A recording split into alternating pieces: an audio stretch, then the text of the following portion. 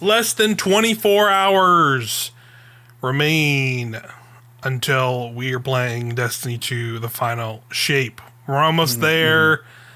We're almost ready to edge with the witness. That's if you know right. what I mean. Fucking And we're going to the sun. right, We're going to the sun. baby. Yeah. All you edging fans out there, let's fucking go. We have Destiny 2 Final Shape has the raid for you. Hello, everybody. I am Mike Burgess. Here with the Helm Tower Podcast. We got another episode. It's right. We're right before the Final Shape. Hype is high. I'm with Ario Neal and Cam Koenig. Hi. Hey, And real quick before Yes. we get any going, can you fucking believe they made a second they one? made They a made a second They made a one. second That's one. crazy. And it's gonna be dead after the thing. I heard that's what everybody's saying. They're saying this thing's Dead gonna come game. out and Yeah. it's gonna be Dead dead game. again, and then Yeah. it's over. It's over after this. So It's not gonna die, Mike, because it's already a dead game. okay, It's yeah. already a dead game. Yeah, I found that's a good out point. because I play Fortnite, which is also a dead game. If you're Yeah. unfamiliar, I play that Never now, heard of it. and there's a skin in that game that is just a girl wearing a black shirt that in the Death Note font says "dead game," and I think that's so fucking funny. That's really good. Holy Yeah. shit. It's pretty good. Oh my god. It's meta. It's meta as fuck. The kids as they say the kids would love that one, and I'm See, sure. if I'm I- sure. I'm sure I it was like wasn't, a like- 12-year-old boy at the time. So Yeah. You see, if I wasn't so fucking set on using, like, much I am set in my ways where I just play Warlock here, the only skin that I use in Fortnite is the Hot Dog Man. Nice. He's perfect. He has the fucking snapback cap. I call him Fred Worst, but like WURST. Oh my god! I Yeah. immediately Yeah. understood. Yeah. And Makes sense. I think it's Yeah, it really makes sense. good that you can use bits of the songs that you purchase Yeah. in Fortnite Festival as like an emote, basically. So you Mm-hmm. can just kill somebody and then immediately hit them with the Buddy Holly guitar solo, and that is the funniest thing of all Yeah. time. Actually, that's pretty incredible. That's pretty good. Yeah, Maybe Destiny, you can gritty on people, so that's true. Yeah, you can do that. They should let you. It's lovely. Another, I think, not crazy opinion. I'm just derailing the show. I'm so fucking sorry. No. I think every video game should let you hit the gritty. Yeah. Could you more and imagine more The video Legend games. of Zelda: Tears What of is the the Kingdom. kingdom? Like, It's a gritty. I saw a clip of somebody modding in the gritty into Paper Yeah. Mario Thousand Year Door, and that was pretty incredible. What? That was pretty incredible. Was he doing like the Yep, full? yep. Everything. Yeah, Yeah, fuck All right, I gotta look this up. yeah. It was pretty amazing. I was like, just like, I yeah, love that's awesome. Armored Core 6. Some would say it's the best game of last year. I would say that. I think they should let you hit the gritty in a giant mech. Yeah, I just mean, hit the that's gritty. my oh one my criticism. god, Mike Yeah. Burgess, I am watching this right fucking now. I cannot. Yep, just the paper. It's just Paper Mario doing a gritty. Yeah, it's amazing. Yeah, Yeah. it's incredible. There's a power really of- good mod. The power of for, modding. There's a really good mod for Risk of Rain 2 that just has a shitload of like stupid emotes in it. Yeah. It's great. Excellent. Highly Yeah. recommend. It I've like definitely done doesn't. that for It Lethal like Company lets you. also. It just like doesn't Oh, stop yeah. you in your place. It just literally you're just moving along doing all of the actions except instead of your regular animation, it's just you hitting grittying. the gritty or flossing or fucking Gangnam Style. It's incredible. That actually is pretty amazing. Holy shit! Because yeah, I played Lethal Company like a few times with my buddy Eric, and he and we play like a little bit normal, and was like, this is fine, and then we just got real degenerate real fast and just download like every possible mod we course, could, yeah. and like Of course. having That's what you do. That's what PC gaming's for, baby. That's all. Yeah, that's all it's there for. So yeah, We're hitting the fucking yeah, grid. you can gritty. Yeah, we doing gritty all the time. Having like air horns that made the reverb fart sound effects, and just like just going into a big open area and just doing it, and it echoes through through these buildings, and then monsters come and chase you, and it's just like, okay, yeah, it's a good ass video game. Welcome to the final shape waiting room where we Yeah. are just fucking dying until we can Yeah, play this game. yeah, we're just kind of all waiting. Yeah, I know this is probably the most exciting Destiny 2 conversation you could have jumped into here, as like you're probably sitting here on Monday, being like, what this game's down for Soulless. like 20 more hours. What do I do with my fucking life? And I guess you're just gonna listen to a Destiny podcast, which, hey, great, thanks for coming by and thanks for listening. listening. Yeah, there is some Destiny stuff we can talk about.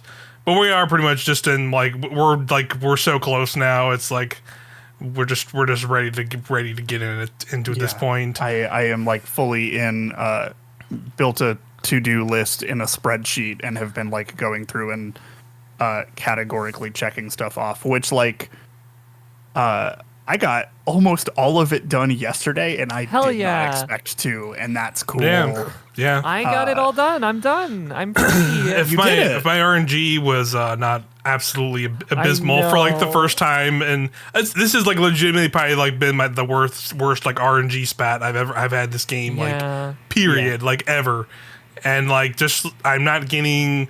I mean, granted, some of it's shiny, so it's like not the end of the world if I don't get it, but it will be cool. I'm definitely in that gaslighting myself mode where it's just like, I mean, like whatever, shinies are cool, I get it, but I just know I'm gonna just turn off the shiny at some point one day and just put actual shaders on it because you can do different colors and the colors look cool. Are you kidding me? And then that's what I'm telling myself. All right, that's all I can say because I have literally about 30 edge transits in my vault. Now I'm just starting a literal collection in my vault to just show the amount of edge transits I've been getting. Yes, you are literally the fucking meme that they put. I will literally. I guarantee I will have a literal page of edge transits in my vault soon. Just because I literally. I understand. Just because I literally just want a shiny one with envious bait and switch. And it's insane that I've like I've gotten shiny drops of edge transit, but like they've like not even had combinations of those perks. It's like not even like envious and like a bunch of other shit or bait and switch and a bunch of other shit. It's just like complete other perks that are just like field prep deconstruct. You know? Yeah, it's like shit like that, field or prep it's like frenzy, baby. Yeah, field prep frenzy or like impulse frenzy or some other bullshit. It's like okay, sure. And like I've like given up on trying to get any other like interesting shiny because I would have liked to also try and chase like a cool like shiny blast furnace, but like I can't. We're like the day we're recording this, I still have like sort of 2 days left, and like the RNG is so abysmal that I'm just not getting anything. Pair on top of that I've been also trying to farm freaking Warlord's Ruin, and that has also been just as abysmal trying to get a drop. That sounds like a skill issue to me. Sure is. Because I got mine. You're free now, but but where's with a fucking buried velocity bloodline masterwork? too. Like, let's go. Yeah, must be nice. How's pretty nice. How's that buried bloodline treating you, by the way? I don't really need it as much anymore, so I'm fine. The salt that is going on in the group chat right now is bananas. Yeah. But yeah, it's just insane that I've like now like sitting here being like this dungeon has been out for 6 months.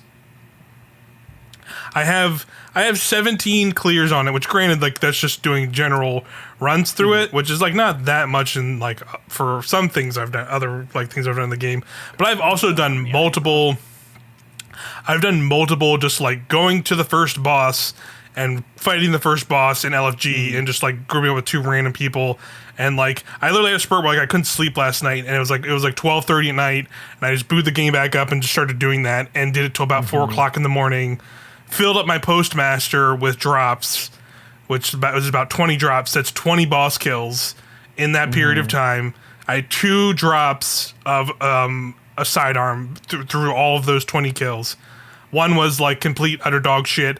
One was a lead from gold Adagio roll that was literally the exact same roll. That's so funny. As the one I already have that I got like a week ago. Doing that, attempting to try and do that like 2 weeks ago with the same amount of time. I've literally not had a single one drop with just Volt Shot on it. I've never seen Volt Shot on that once ever in the 6 months that's existed. Was the first Volt Shot roll that I got, so I kind of feel you there. It's like utterly insane.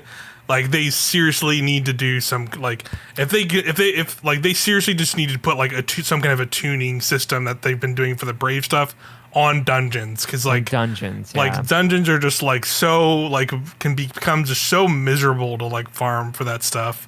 And like it's reminding me too that like when I went to go look up completions for this one, it unlocked the memory that like holy shit, I did duality 75 times, 75 clears, and I still did not get like a semi decent roll of that fucking linear fusion. Like I think I got like auto loading frenzy, yeah. and that's like I the only remember one this. I've had this whole time, and like it does the job. But that's just like also insane to think about that I did that like 75 times. Storm Chaser, but I don't. Let me check here. But Yeah, I remember definitely that got this, it on accident. So Yeah. This all happened with duality as well. I have 68 clears on duality. Yes. Yeah. I remember doing a lot of duality because yeah, we were trying we to did get. a lot. We were. We did like me, you, and Jake. I remember farming a lot with Jake, doing specifically like Kydal boss clears because we were trying to get that good linear drops and just would never getting them ever. And then we just gave up. Of duality I have. I would like you to take a check. 4. 7. 3. You were close. Oh wow, we were nice. both close. We had the right idea. Yeah, I have a turnabout firing line Storm Chaser, which like fine. Sure, Firing it's line's still good. kind of Fireline's good, but like it's Yeah. Yeah, I don't care about I the have first one, but 15 I also clears. don't care enough to run that dungeon Duality. anymore to get it. So Yeah. At this point it doesn't really matter. like I- those patterns Yeah, that I it don't doesn't- have, yeah, it I'm just doesn't like, matter. yeah, they're just gonna stay there. It's fine. I don't care. I don't have Epicurean crafted, and I haven't gone back since they upped the drop rate. I have 15 clears of Warlord's Ruin as well, Mike, for point of reference. 21 hours spent there, which is, Where do you? maybe I shouldn't have looked at that number. Where did you look at hours? Where is that under? Dungeon.report in the Yeah, here report we go. series of That's- websites. Let me go look that up because I'm sure my number will be much. I want to more. know, because I didn't know spent this. more time in that first encounter. Let's see. Oh, I don't want to pay for it. How do I just look? Oh, I just look up my. Okay. Just put in your username at the top. Yep. I see. Warlord's Ruin. 17 clears. Let's see. Where does it say? Time at the bottom. Time. It literally just says 1 day. One full 24 hours spent in that dungeon. I'm at like 12 hours, 14 minutes. Yeah. It's brutal. I with That's you. insane. I know I'm insane. like the Reddit correspondent now. Just checking in on what people. There are a lot of people that are going through this exact same experience, Mike. Not that I totally get it because there's a lot of people who are like, I definitely the can. dungeon grind. I definitely is like particularly rough. I think. it can be particularly brutal because it's always like a lot of it. I feel like a lot of it is like that one gun. So now you're just like trying to get the one thing. And the one decent roll you want on it, and then it's all buried under like a bunch of armor sets and a bunch of other armor and shit because they're coming from everything, and they have to like stuff all this loot into like all like just the 3 activities or 3 things or whatever. So like, I really think farmable. So like, there's no. It feels like they didn't put any extra work into like maybe having some kind of target within it. Because it's like, oh, you can just do it forever. So why why do you need any focusing or things? But like now that we're getting 4 or 5 dungeons or weapons a dungeon, it's like, but like this is this is not a fun way to do this. They need. I would really like to see like some kind of a tuning in that. Like if they don't have to, like if they're not just going to make things craftable, which I'm fine with because I know people are still like weird about a bunch of stuff being craftable in the game, even though I think it would just be fine. I think so too. But it's just like put like a tuning on those, and I think I would be more than happy or like with that. Give spoils from dungeons and then put the spoils chest at the end of a dungeon. Like sure. Yeah. I think that would be fine, right? Like you obviously give more spoils. Yeah, but like, they need to do that. Period. Yeah. Period. Because like Pantheon has like filled the pot for all of us, right? We're fine on spoils now. Even me. And you guys are like maxed, I think, right? So yeah, pretty much. I've got some of the fucking postmaster, so that's great, and adept weapons and stuff like that. But once Pantheon is gone, it will definitely feel like, okay, well, we did. This was nice. Gonna burn through those real fast in that final shape raid, I'm sure, with whatever weapons are coming from that. I think adept weapons are also like 25 spoils each, which is a lot. So versus 20 for base weapons as well, which is also a lot. Yeah. I'm with. This is like a low key problem for people that play a lot. Yeah. But I think it does need to be addressed at some point. It'd be nice, especially because I'm sure we know we're gonna get more dungeons this year, which is gonna make the overall level of dungeons even more, and just It gets worse every time, right? I feel like it's that problem I brought up a couple episodes ago with like Onslaught and it like how us having previously living in that pre-crafting world of just like to get the thing that I would like, or like the roles I would like, I have to play these things so much that even if I do like it, it just turns me into like, this sucks. I hate this now, and like I never want to think about this fun activity. And I hate that specifically it's happening with like a dungeon that is like one of the best dungeons they've ever done. And I like Warlord's Ruin a lot, and like it's still really cool. But now that I've been seeing, I look at this and it's like I have 24 hours spent in this dungeon, and I've not seen a single volt shot roll. Just like even on a sidearm that's dropped for me. Like, it's just I've not even seen it. Like, that's just, that's brutal. It's just like the contrast to this with raid loot, where it's like, I no longer have any issue with raid loot ever. Because at some point you can craft it, right?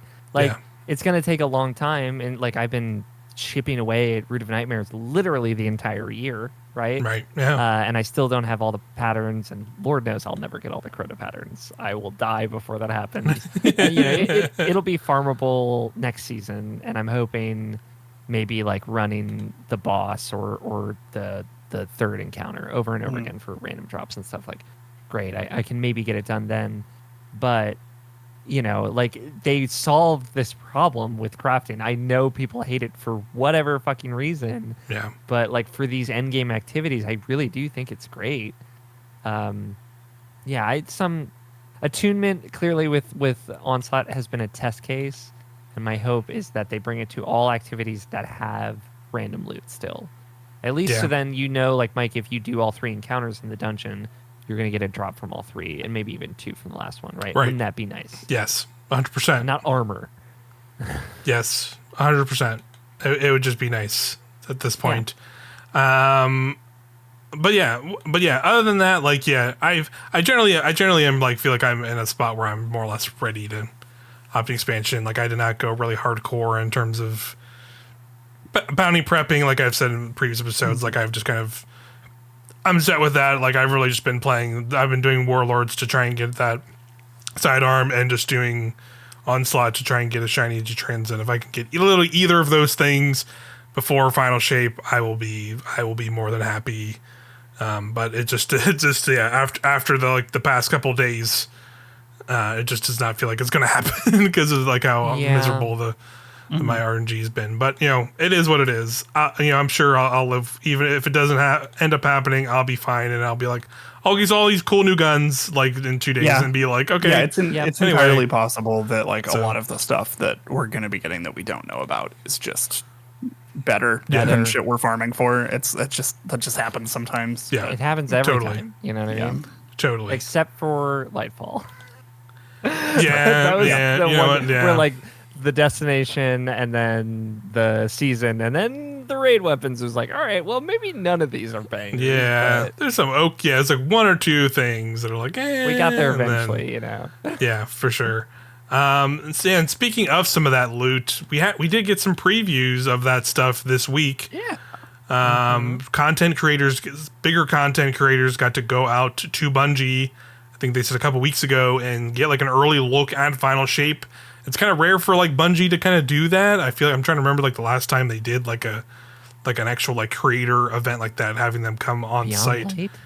Maybe it was Beyond Light. I don't know if they did. I don't know if they did. With COVID, so I don't even know if they did. It's been a minute since they've done one for sure. Yeah. Like, I know people are surprised, but think about when they were planning this event, 7 months ago, and the vibes were bad, right? Yeah. Like, they needed to plan this because, like, they needed to impress people. For sure. And, obviously the situation has gotten better. The vibes are up. But, like, I understand why they were like, all right, we're going to go hard. We're going to get the people that matter in here. People that matter. The people that are like community staples and names. And that are going to, gonna see like, well, when they say these things are good, like that probably means that like it's like you're probably right. And yeah, they had. I want to say they did one for Shadowkeep. Yeah, because I remember probably, like watching some videos and like some people talking about like, oh, I saw this at Bungie or something like that. So right, yeah, okay. But yeah, basically, who was it? Like Dado, Fallout, Astacross, like a whole bunch of creators, like some smaller creators too. Press sites, got to interview some devs and things. So we did not do like a thorough collection of all this stuff.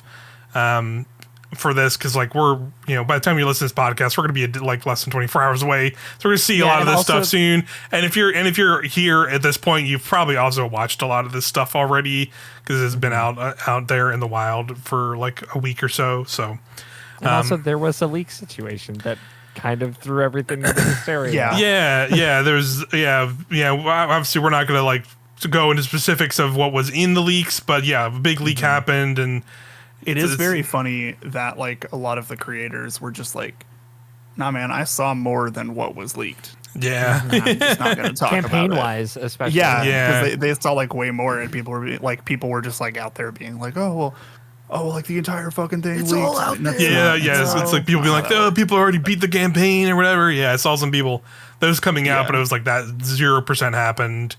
Once collections. Yeah, it's the thing we basically do for the start of every like expansion stream where we spend like we just look through collections in Eververse for like 30 minutes. Eververse store, sure. So like a lot of stuff like that was leaked because apparently what happened was Bungie, or not Bungie, but Sony has like cloud streaming versions and services that people can play the games on. And I think there was a window where people could go onto one of those cloud things, and it basically like booted you into the Final Shape build. So like some person just got in, but it gave them like a fresh like wiped account. So like they weren't like on their current account or whatever. So they had to like do like the initial like new light tutorials and stuff to even like get to that. So that apparently that's what happened was I guess they like started doing that, but by the time they like got through all that stuff, they like had already shut it down. So they really didn't get to do any of the actual stuff. So yeah, there's just like screenshots of collections, stuff in collections. We're not going to talk about any stuff. I honestly haven't even really looked at any of that stuff regardless. I just not really seen anything because we're like days away. So it's like, I'm going to see this stuff in a couple days. Like I don't care. And we had the previews. Like I was sated, I had what I wanted. Totally. There was tons of like I had stuff more in than the what previews. I wanted, honestly. Like because we got to they basically went over like all like we saw the exotics that were teased in trailers, both armor and weapons, and then we got those screenshots of ones like a week or two ago, and now we know which ones those are because those were also talked about in the previews, and then like we learned a lot about the Pale Heart weapons as well, and like some general prismatic stuff, and just kind of it was more of like the prismatic talk for a lot of creators was just kind of like the vibe check of like this seems good, and that was kind of it. And I was like, okay, yeah, I think it does seem good, yeah, agree. Yeah, I'm stoked. But yeah, I do want to. Let's talk about some of these exotic armor pieces because I think that was some of the cool, exciting stuff that came out of that. So I have some of the descriptions pulled up here. So the first one I have is for the exotic Strand Warlock chest piece that came out, and I think Hyodoxia. Yeah, all of us were just like, whatever. Yeah, turns out it's incredible. Yeah, whatever. And then we now have gotten to use it. Or I think Dado showed it off pretty well in his video. And this thing seems really good. So here's like the actual full perk description. It says targets damaged by arcane needle emit a suspending detonation when defeated, and landing multiple arcane needles on the same target immediately triggers a larger, more powerful detonation. So that was like the thing, right, where everyone was you watch a trailer and you see like a warlock doing all three of them and being like, okay, do you gotta do all three of them to do that? Doesn't seem that great if you do all three of them just to get a burst. And no, that's not the case. And Dado clarified it pretty well in this video, where basically, if you get a single kill with a single needle, that'll make that suspending burst. But if you hit like a bigger enemy and with multiple of them, it'll still make that big burst without having to kill the enemy. So that's cool. I like that. The last bit is it makes Arcane Needle anti-barrier, right? Yes. That's super cool. Yeah. That's so fucking cool, dude. Yeah. really strong. It just makes it anti-barrier. And then, when you defeat suspended enemies, it also grants melee energy. So that's like a cool loop. Yeah. That's like a really cool loop in itself, where you're just suspending up everything, get a bunch of kills, get your needles back, and keep using it. So that's fun. That definitely rose this up. I'm like, oh yeah, I would like to try this now. I could see like an interesting suspend build on Warlock. Gatto brought up the good point of like this gives Warlock on Prismatic access to suspend. Yeah. Otherwise it really doesn't have it. Yeah. And it's like, that makes total sense. And that's really cool. That's smart. I think. Yeah, for sure. Yeah. That's going to be a lot of fun, I think, trying to figure out how to pair that with stuff. But yeah, that sounds pretty cool. Next up, we have the new helmet that was teased. And boy, howdy, this is probably Ari's exotic now and forever. It's the perk is called the Lost Voice, and it makes it so healing grenades spawn a restorative turret. Healing allies occasionally spawns an orb of power. So that's the best part, low key though. Yeah, just making orbs on healing. We didn't get like be able. Unfortunately, just because I think of how like those previous stuff where like a lot of them were playing on their own. So like Data specifically was where I got a lot of this info from. In his video, so he wasn't really grouped up with a person to see how well this worked like in a group setting, but he basically just like threw it down and like it basically shoots off 5 healing shots total, and then it'll dissipate. We don't know if it's going to be a thing where you can like run up to it, like it'll still be like a normal healing grenade, where if you like run into it, it like collects it and then might take the turret away. That could be interesting if it does that or not. I feel like that would be weird if it did that, but you never know. It does grant restoration ×2 for each of those healing pellets, though, which is massive because, again, looping back to Prismatic, you do not have Touch of Flame as an aspect for Warlock, and Touch of Flame is the only way, outside of like Karnstein and a couple other special case exotics, to get restoration ×2 on a healing grenade. So this is like, again, how you get the healing power on Prismatic Warlock. Very interesting, but also like just the potential. I like this, and we're going to talk about the support frame auto rifle later, but like, oh my goodness. Oh my goodness. Just like, turns out not having a well, we're probably going to be fine. Even more and more you read from this stuff. Yeah, for sure. I think it's going to be fine. Next up, this is the Titan exotic chess piece that we saw, the rocket shooting one, shooting Exodus rockets. Better than any of us could have thought. Yes, seems really good for sure. So the exotic perk is weapon precision hits or final blows have a chance to load a kinetic Exodus rocket. Activating your class ability fires loaded Exodus rockets. Damaging targets with Exodus rockets temporarily increases the damage you deal with all other rockets, including rocket sidearms. Rocket sidearms are also included in that. Like pretty sick. Wolfpack rounds, like hell yeah. Yeah. It's a 35 or 30% buff also, which is fucking banana. Yeah. That's going to be a pretty interesting DPS choice, and figuring out how you can fit that into like a DPS phase.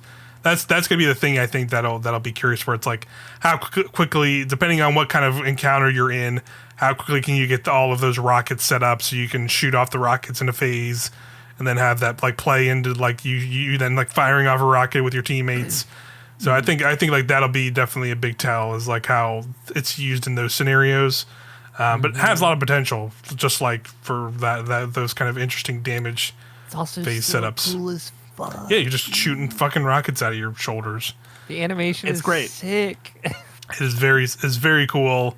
And speaking of also very cool, Strand Titan may never die. With the what is it? What they call wishful ignorance? Is that the exotic's name? I think so, yeah. This is its armor perk called Wish Dragon's Talons. Gain an additional frenzied blade charge. Frenzied blade with Fletched Storm briefly increases their damage with each strike. Pulses from your Banner of War return melee energy based on the number of allies healed. Cool. So yeah, between that and the fucking artifact, This we'll talk about that too. Yeah. What the fuck? Yeah, Banner of War is still going to be really good in Bungie. this You got to make final up your shape mind thing. here. Are they too good or not? Like, Yeah, right.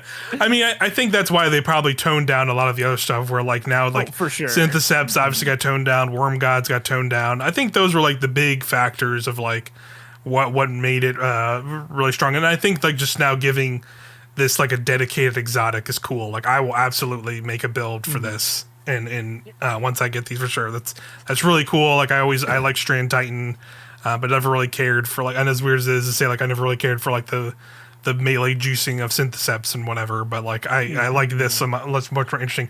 In a similar case though, like you said, like this also can pair well with Prismatic because you have 3 Prismatic. You have the Frenzy Blade melee on Prismatic, so now you get a 4th charge of that, which also means you can get a 4th consecration.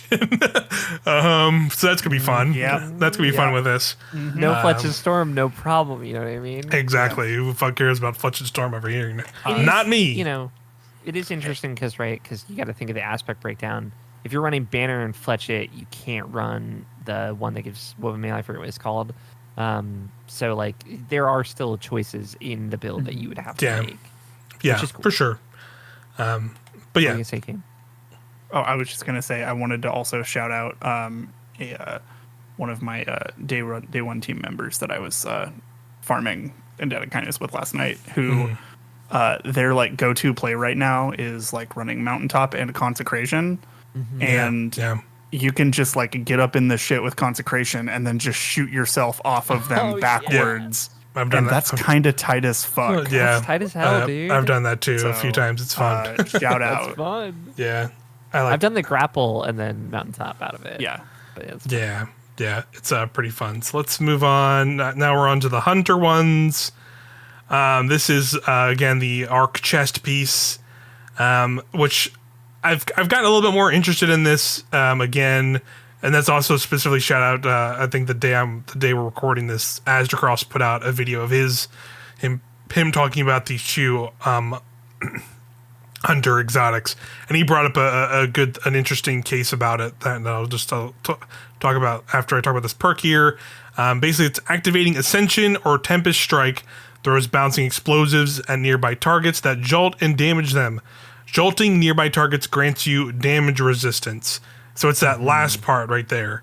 So if that works outside of just having to use the 2 melees, and it's just I jolt things and get damage resist with this chest piece, like that's going to be actually really good, and like have a lot of good use cases. And he was showing in that an interesting thing in the with the exotic and the little explosive things it makes, where like it's, in some cases like the effects of like the little things will like hit an enemy and they'll explode on them and like make an explosion. But even like they have kind of a radius to them where like even if they're not like right up in it, like they'll still kind of get hit by something, and that's going to applies jolt to them. So they could like not get killed by the balls, but it puts jolt on the enemies still regardless. So that's kind of an interesting thing. And then and it seems like the resistance that is tied to that is like multiplicative. So there's like multiple jolted, or you jolt to multiple enemies, you're getting like damage resist multiplied, because it's more of like a generic damage resist. As you can see from that was in the Azdacross video, he was showing it off. So like I think this could be a little bit more interesting than originally shown off as well. Depending on how well that jolt, just like the general, like if I can just run a volt shot weapon with that like Ascension or whatever, and just constantly be jolting things, and I just have constant damage resist, like that'll be fun. That'll actually be like make it a potential useful Arc Hunter setup in like more end game stuff, which is ultimately what I've wanted out of this. Yeah. So that could be cool. Last one is the Balance of Power. This one also ended up being cool, and again, this is like I really like this one. Shout out to the Azdacross video, which like shows it off in a really cool way that I didn't realize like how it actually worked. But it basically it'll make it so your threaded specter has increased duration and durability, and damaging it releases additional threadlings And while near your threaded specter, you do not appear on the radar. So how the threadlings work is when you create it, the threaded specter straight up has like the warlock, like they're perched threadlings, and they spin around it. So like if enemies start shooting it, the perched threadlings will literally just like jump off the specter and start attacking it. It's pretty sick. And then when you destroy it, then like more the normal threadlings that would come out of a normal thing burst out of it too. So like that is pretty cool. The thing with the radar stuff, like that seems like much more PvP focused, because ultimately like in PvE content, even without that aspect of it, as soon as you make a specter, and more times than not, it's already like immediately grabbing enemy aggro. So it doesn't really matter that you're like not on the radars of PvE enemies. So it seems like it's like more like maybe like a PvP thing than anything. That aspect of it, but the fact that you're like making a lot more threadlings with that thing could be cool. Yeah, my thing with like, again, like thinking of all these within the spectrum of prismatic, which I think they want us to be thinking about, was the like the threaded specter plus combination blow aspect combo, where you're like dodge and then you're making a bunch of threadlings and then punching and then dodging again to make more threadlings and then punching again. And like in theory, you could have a really fun hunter threadling build, which is cool. Yeah. For sure, that's a cool concept for sure. I'll be curious to see it. On Prismatic, that could be really interesting. All of them had better descriptions than what Bungie told us. Yeah, pretty much. Yeah, pretty much, because they made it like super simple, big fine also print. like all right. Yeah. And in a similar case, like I didn't have specifics here on the actual weapon exotics. But we did see. You can use Nighthawk with the sniper. Yes, we got it confirmed. We got it confirmed for sure in all of this preview footage. Yes, it'll give the sniper a big single shot that, and it seems like it does pretty good fucking damage. So yeah, that's gonna be really interesting. Sick as fuck, dude. Really interesting to take into day one raids for sure. I'm super curious to see like some damage tests with that stuff. Me too. It makes me think of like cool things like Necrochasm, Osteo, and Thorn with Necrotic Grips, and how like those were obviously meant to be paired together. Like, okay, Celestial Nighthawk and the Solar fucking Golden Gun Sniper were obviously meant to be paired together. It's like, this is cool. I want more of this. I know it's like narrow build crafting, like narrow casting to these specific people, but like it's cool. It's really it's really neat. Cool. It's neat. For sure. I definitely see the damage testing, and like I think it's like you gotta get 6 headshots, and that charges the gun. So a little bit of setup, but I think that'll be doable for most people in some encounters overall. Other than that, we got to see more of the exotic heavy trace rifle as well.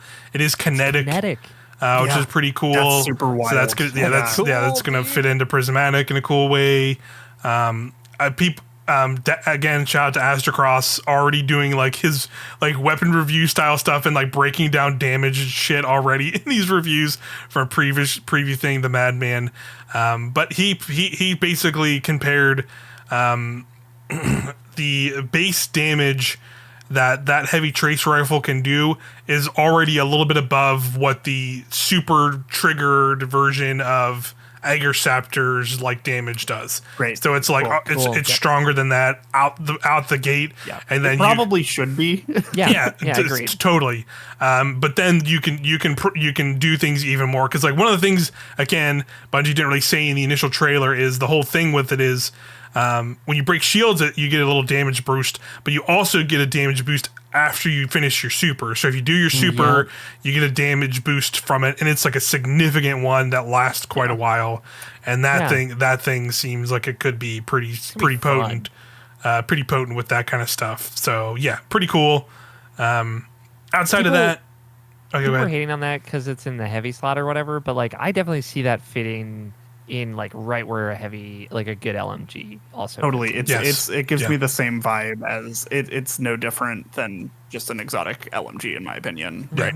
Totally. I know that like LMGs are good for like folks that would run div or things like, or Izanagi, right, like that are like compensated by something that is assisting in damage, or Wither Horde even. Like Yeah. in some way, and this is now taking your exotic slot. But still, I think that's really cool, Yeah, there might be something here. I don't see it being like DPS king by any No. means, but like But it add seems Clear King. add clear Sure. king. Like I think there might be some like middle tier like raids or dungeon bosses that you might be able to do some like shenanigans with this thing. I think, but we'll have to see. But it's still cool. Yeah, definitely. I think it is neat to see just like them making like we're gonna talk about some of the other legendary guns, and like I just like that they're doing like new archetypes that are like different that we haven't seen in a while or at all, frankly, and that's like just cool, and just that just makes like the general weapons like more excited, where it's like, oh, I know we're gonna get like another pulse rifle or another auto rifle or another thing like this,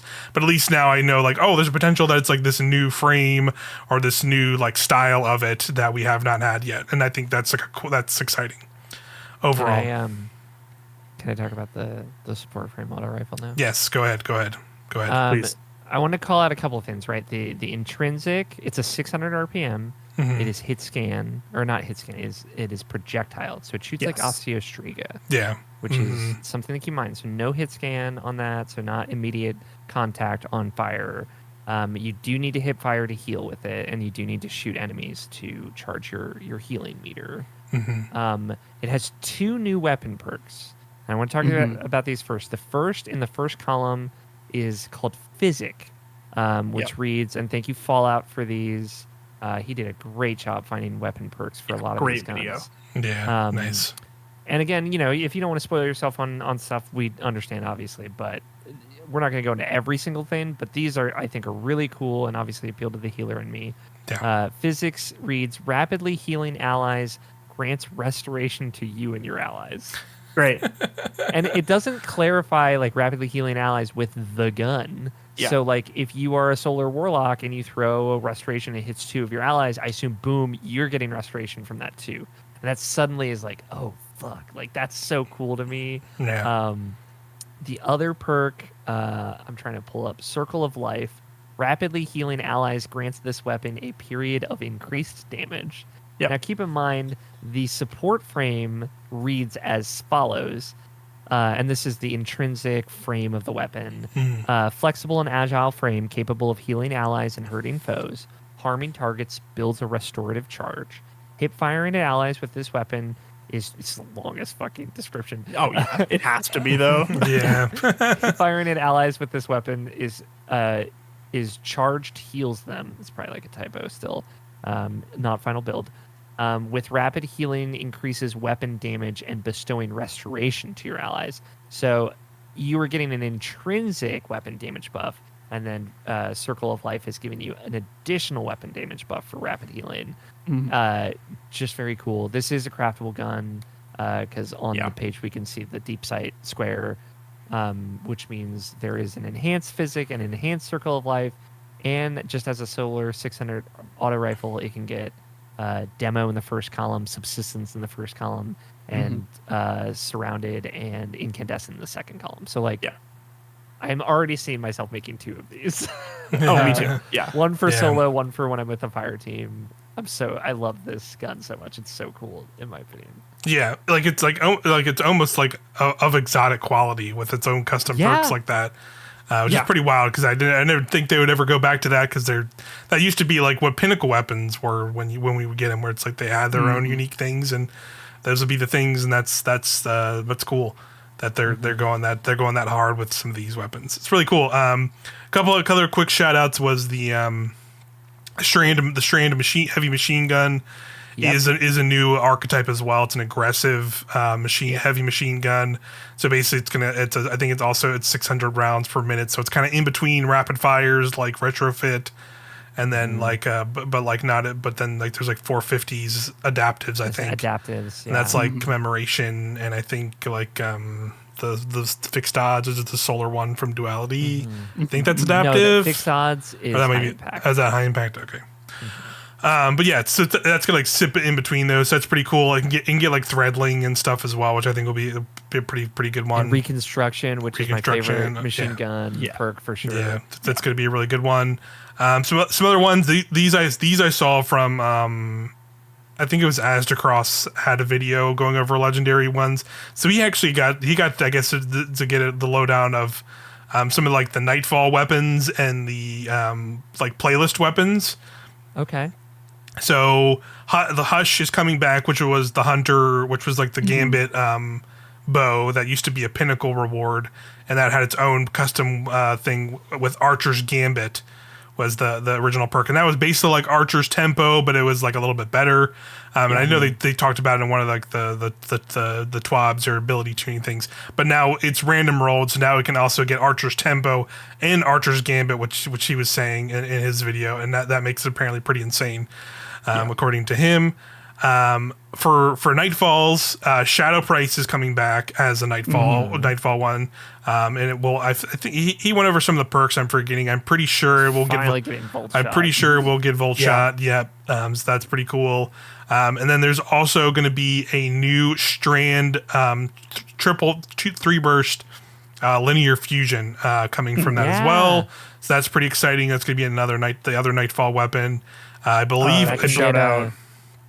Oh, go ahead, Cam. I was going to say shout out to Better Devils coming back. Yeah, Better Devils is the PvP one. The first hand cannon I ever liked. Yeah. So excited to play around with that. I noticed it didn't have explosive payload on it, which is interesting. Yeah, because it's the original. The thing about the 3-burst Strand linear fusion rifle, it's the first 3-burst that can get bait and switch. Yeah. Ooh, okay. Which I'm very interested in that now. Yeah. So. It can get reconstruction bait and switch, so it's like... Yeah, it's gonna be it's gonna be adept as well from the Nightfall stuff. Yep, definitely gonna be a juicy one. Another alongside Better Devils. The fuck out of that. Yeah, for sure. Alongside Better Devils being like a year one Destiny 2 gun coming back. The origin story auto rifle is coming back as well as like a strike. One, so that's pretty fun. I know it can get like kinetic tremors, I believe, which is pretty fun because I think that's one of the first auto rifles to get kinetic tremors. I think. So that's pretty cool. So there's some. I'm sure there'll be other weapons we don't know about. Of course, we do not know really anything about the raid weapons, the episode echo weapons at all. We get a hint in the artifact that we can talk about. But for sure. That's like largely it. I can think, unless you all have the Strand rocket sidearm. We talked about this just because I thought this was very cool. Can get Demolitionist 1 for All, which is awesome. Demo on that's gonna be really good. It's gonna be really good, but 1 for All, like that huge damage buff on like the explosions, right?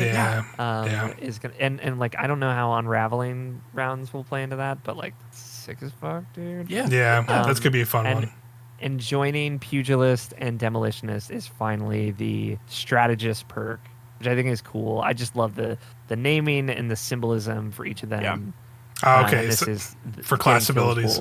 Get a class ability, nice, which is cool because we got I don't remember. I guess we just did Guardian games, so like that had classy contender.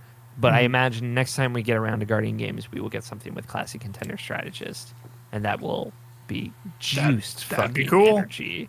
That'd be cool. But so now we have all 3 main abilities covered with that, which I think is cool, and I like that they're all the diamond with the different abilities in them, and the similar naming convention. So I thought that was cool. Nice, cool. But that's like all largely what we know so far. I think from all the preview stuff. It's cool. We got like a little bit of little teases of things. I'm sure there'll be more stuff that we haven't seen loading up the game on Tuesday. And this will help us immensely when Light GG is down for that first week. Yeah, for sure. Then they're trying to get everything up and running. Yeah. Also, this past week we had that launch trailer. We had the launch trailer for Launch. We just shout that out. That trailer was pretty wild. Had a hell of a lot of production value, I would say, as well. With all these, probably the best trailer they've ever made. Yeah, like, honestly, it's definitely up there for sure. Story trailer wise, and they make some banger trailers. Yep. Yeah, they do. Yeah. We talked about it last week of how like Bungie's always on some shit with these trailers. This trailer was like I had chills multiple times throughout it. Yeah. Earth, some pretty Cube Earth, the fucking Mass Effect 3 moment. Yeah, it's got everything. It truly had everything, but like didn't ruin anything. Yeah, it was like just enough to like be like, what the hell? What is this? And like it just left a lot more questions. And now it's like, now I want to know. I want to know what the fuck's going on. What the fuck is up with that planet? The fucking veiled the veiled people that what the heck are, like, what the fuck does that mean? What does that mean? Like I saw people theorizing that those are like the persona, like the sort of personification of all the people that are in the witness or whatever. Which that would be interesting if that what it's been all this time. That'd be kind of interesting for sure. Could be something else completely. We'll just have to see. All the weird stuff with like they're very tempting. They're tempting Zavala with all this like darkness stuff, which like I guess fits. Like at first it was just like that's interesting they went with Zavala, but then I guess like you really think about it, like after like all these previous seasons, it's like he's probably been the one that's been challenged the most throughout a lot of this stuff in some regards of like, and he's the one that believed the most. He believed, exactly, he believed in all of this, and then now he's been challenged by this so much, and having from Savathun getting resurrected by the Traveler to like his wife and all the stuff in Haunted and all kinds of other stuff that's like kind of progressed through this, like having this moment where like the witness like is trying to like tempt us into these moments. Pretty cool. Some great moments of like the witness directly fighting the fire team, the Vanguard fire team also, that was like crazy. Some iconic gets shot moment that made me as a warlock be like, oh god. They made the Vex look like actually fucking scary. Like it just looked like oppressively terrifying in a way that like I know that they are like not anything anybody wants to deal with, but like the in-game cutscene or like the rendering stuff they just look like robots. Kind of weird. No, that was fucking terrifying. It was scary. And the fire and the closing. There's so much good stuff. Yeah, go watch it if you haven't, and if you want to, I guess. For sure. If you don't want to watch it, then I don't know. You probably don't want to listen to this episode. Why are you listening? To be honest, that's also that's pretty fair. We love you though. Leave a like, comment, Stranglave, subscribe. Just like set it to like 1% volume. Play the whole thing multiple times. Even. Multiple times. Just a thumbs Go over up. To your friend's house. Do the same thing on their computer. Just put them on all the computers. They got phones. Put them on the phones. Like just put them all there. Yeah, you got phones, right? Y'all got phones. I got phones. That 4-year-old kid's got an iPad, right? But let's jump into the TWAB then, because that's what we have. There's a couple things in here. The big thing is the artifact perk preview, so we get to see all the artifacts. Some pretty insane shit in there. I'm pretty stoked for some of this stuff. Baby. The first thing to shout out though is the first thing they have right at the top. Of course, we got another crossover theme of sets of armors and things coming with the final shape, and that is Dungeons and Dragons armor. Looks fun. Looks very cool. Good. Looks very silly. I think Ari, you're like the most like D&D pilled person here. I would guess. I don't know about you, Cam. I don't know where you're. Not really. Yeah. Okay. Me neither. Yeah. I love it. We got Mind Flayer for the Warlock. I hate it. Displacer Beast for the Hunter. And the Displacer Beast looks great. Yeah, I like the Hunter sets. So sick. I like the Hunter. I like all three sets. But like the Hunter and the Titan ones are definitely like standouts. I would see a different gold shader. Dragon. Titan also. It's sick. Fuck it. But whatever, dude.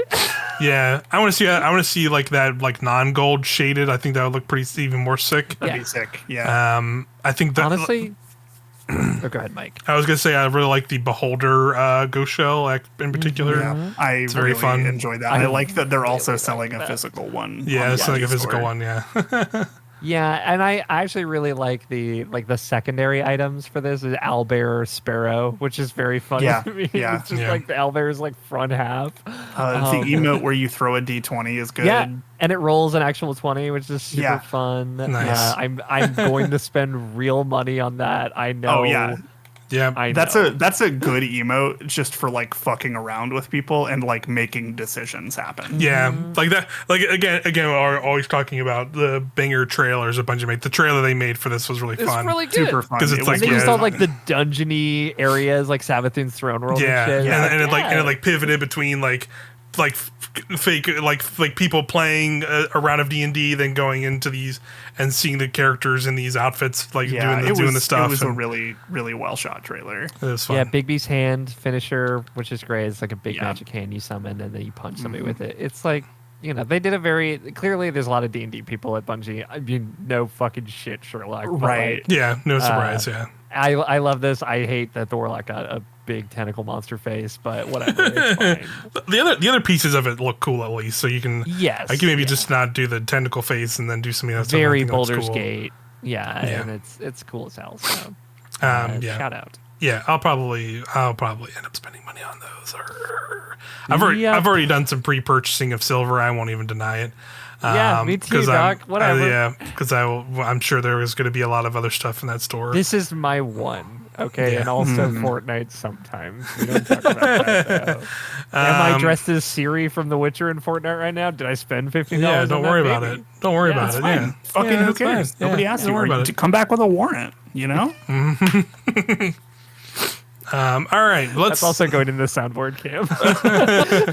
All right, Final Shape Artifact Preview is what we got here. Here we go. With the Final Shape right around the corner, we wanted to give you an early look at the artifact perks you can expect on launch day and throughout Echoes. The three elements in focus for this artifact are Solar, Void, and Arc. You'll also find a focus on melee and swords, as well as long-range weapons such as sniper rifles. Let's take a look at the Hunter's Journal artifact.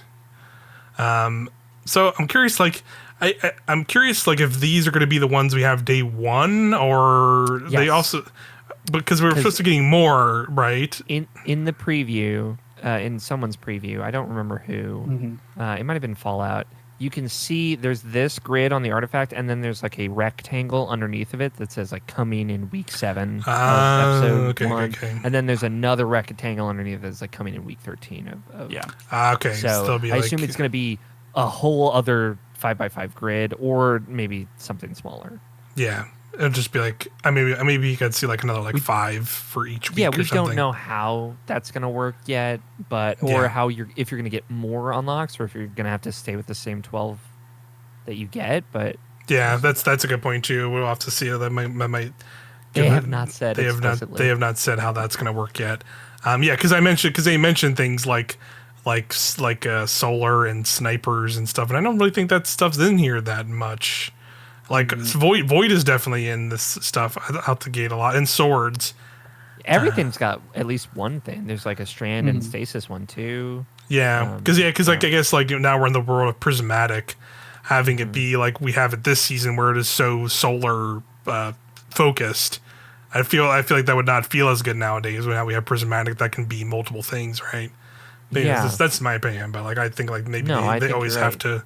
They're gonna have to be more open to having a lot more multiples of those things. And maybe having 2 extra sets of perks is the mentality behind that. Yeah, for sure. All right, so I'm just gonna go down the. I'm gonna go basically left to right through each column. So we're gonna start here. Anti-barrier pulse rifle. Good. I'm cool with that. It's going to be juiced. Gonna be Right. Pulse rifles Yep. are gonna be really good this season. Get your anti-barrier outbreaks out. That's gonna be fun. Yeah, get your rewind rounds, wee woos. Woo. Gonna be good.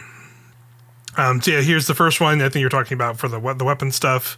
Logic Reductor weapons with the Radiolaria Transposer origin perk deal increased damage to Vex and extends the duration of the Radiolaria pools created by Radiolaria Transposer. So that sure is. Hey, that sounds good. Hey, that sounds cool. That sure sounds like sounds fun. That sure sounds like an origin perk for some Vex weapons. Yeah. Yeah. Which So I mean, it's sick. whenever they originally showed off episodes, the first one had Vex on it. So Yeah, so seems like that's definitely the case. And that origin perk, yeah, sounds pretty cool. You're making you're seems all right. you're making Pools. you're making the Vex pools that Vex can make off the In, weapons. Vogue. That's what I'm thinking of. We're milking the Vex. We are making the milk. We're milking them. Put that on your fucking soundboard. Yeah. Let's fucking I go. will, actually. Next up, we have Elemental Siphon, rapid final blows with a kinetic weapon or a weapon matching your equipped super. Create an elemental pickup that matches your equipped super. I could see that being decent because again, kinetic weapons are going to be big on prismatic potentially. Extra tangles, those things. You know. Yeah, I definitely agree with Dado's take on this particular perk in that I think it is low-key maybe the best perk in the entire thing. And all of these are good, but like think about how many builds are built around picking up elemental pickups and like how many fragments and stuff like that there are, and just being like able to just void stuff do is that going to be crazy. is like insane. Yeah, and it's like I want tons of grenades. Okay, I'm gonna run solar shit. You know, I want tons of stasis. All right, I'm gonna run frost armor. I'm gonna run tons of stasis stuff like that. Yeah, there's like a lot of it's insane for this. Yeah, for sure. In column 4, we have counter energy. When you or a member of your fire team stuns a champion, you gain energy for your least charged ability. Sure. Cool. And then we've seen that before. Yeah, we've definitely seen stuff like that before. Column 5 is prismatic transfer. When you cast your super, each member of your fire team with a different super type, different than yours, gains bonus to a weapon damage. Gains bonus weapon damage.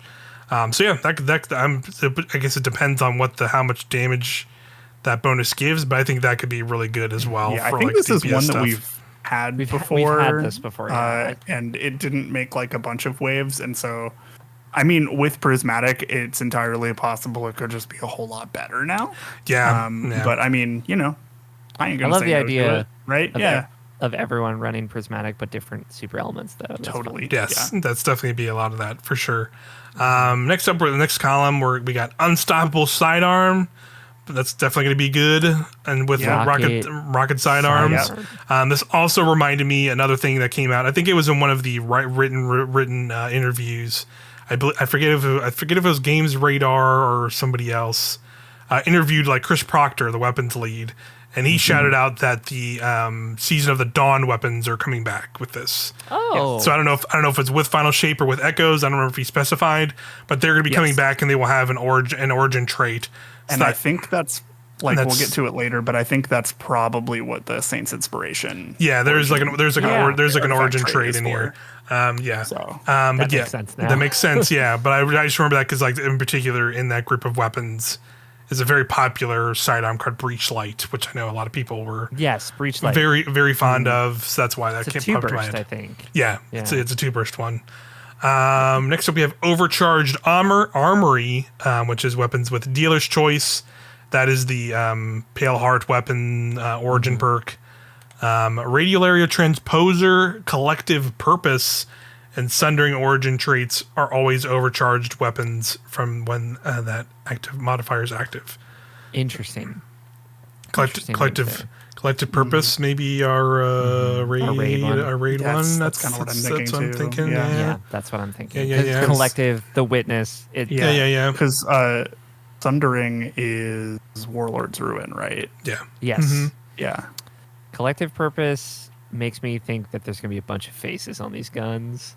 Sick, great, which sounds fucking sick. If they have like some kind of smoke effect coming off of them, like maybe Witness. They're all different people from within from within the Witness. Cool. They're like, there's gonna be some gun with like some freaky ass arms like coming off it or some shit. We did that with armor last time. We're doing it with guns this time. We're just doing it with the guns. Yeah. For sure. Next up here's our one of many sword related mods. Overload Sword. That was in previous seasons, and I remember Overload Sword being actually like really pretty useful. It was super pretty fun. good. Yeah, it's low-key pretty good. Like I saw the only time I ran a caster frame also. Yeah. I saw today when I was playing, and then like the next week in Destiny thing popped up and said Glassway is going to be one of the Nightfalls for the season. And so I remember Overload Sword being actually two GMs anyway. good. You're fine. Yeah. I know, Yeah, but I'm gonna have to Glassway- get that fucking linear fusion. If Glassway's that one, Honestly, Glassway has become super easy now. in a post-strand world, it is very chill. Yes, actually. like it is like with all like You're the right. even with like the 3.0s that we got, because I remember like going in and doing that at post like 3.0 world, like Subclass 3.0, and be like, whoa, wow, this is like. I've got Glassway trauma, okay? I wouldn't understand. No, yeah, because I had it too. And I remember going back in there and be like, oh no, we gotta go back in there, and then doing it and be like, oh, okay, this is like kind of fine now. You can suspend the fucking wyverns now. It's like whatever. Who gives suspend shit as it comes into the rooms, and Stasis is getting buffed too. That was always great on that strike. So so second sword one here, Blade Stamina. Everyone needs a little bit of blade stamina. You know what I mean? Rapidly defeating combatants with the sword refunds some ammo. So that's basically, what is that? Relentless strikes? Is that relentless strikes? Yeah. Except I think that was on hits, and this is on defeats. Yeah. Okay. Yeah. Okay. You might be right. Yeah. Gotcha. I'll verify, but Which oh no, I just have to right click my fucking falling guillotine, and then I'm fine. Yeah. Right, Darn. It is falling guillotine's gonna be eating good. After this, falling guillotine is gonna be eating good this season for sure.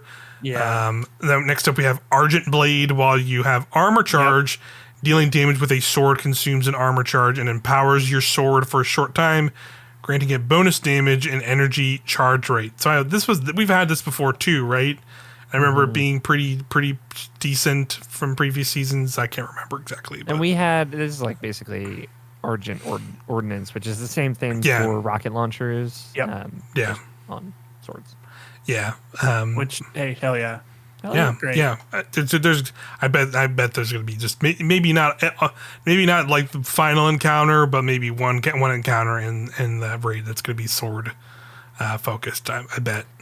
Yeah, again, the burst damage. Relentless Strikes is landing 3 light attack hits within a short time grants sword ammo. So that's really good. At the very least, this perk is gonna make farming Crota a whole lot better.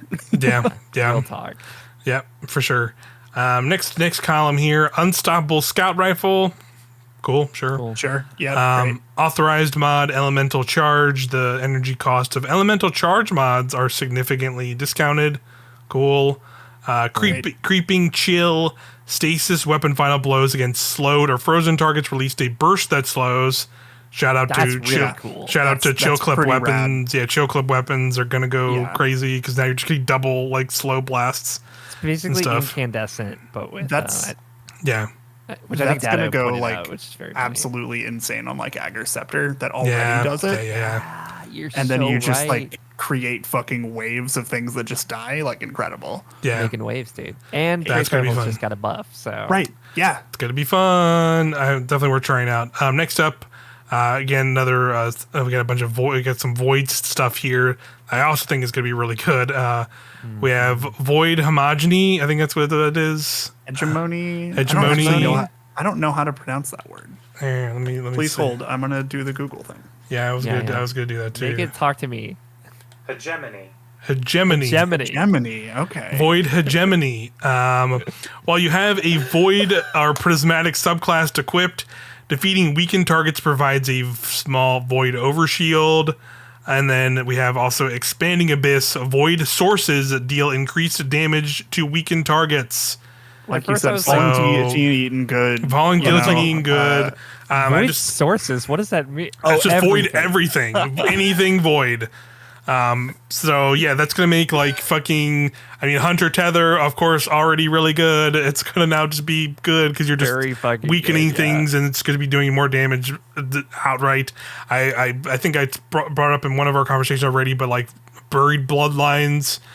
With its catalyst, you get kills against Devour. When you have Devour, it makes its shots just weaken things. So you can just you're naturally doing that already, weakening enemies through that. So that's gonna be awesome as well. And with the Unstopped Sidearm, like that's gonna be really good and like GM stuff probably.